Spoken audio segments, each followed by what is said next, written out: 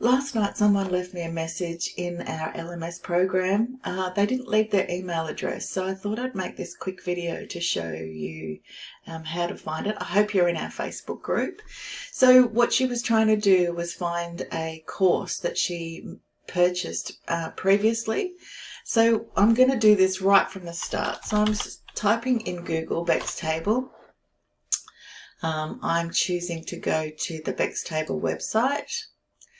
From there, if you're on a PC or a laptop or something that's got a large landscape view, this is what it will look like. If you're on a phone, it will look like this, and you'll have to click on the menu icon up the top here, which looks, it's called the hamburger, and you'll see that you need to click on store.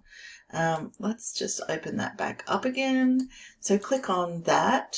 And then a new screen will open where it has a login button. Click on login. Now, you will have to put your email address in that you used to purchase the course and the password. If you forgot the password, all you need to do is click reset and you'll get an email in asking you to reset your password.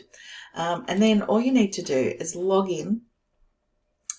And then what will open up is your account on our LMS program with all the courses or products that you own.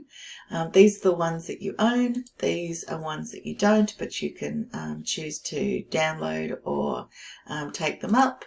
And that's pretty much it. You just have to click on what you want to do. All right, I hope that helps.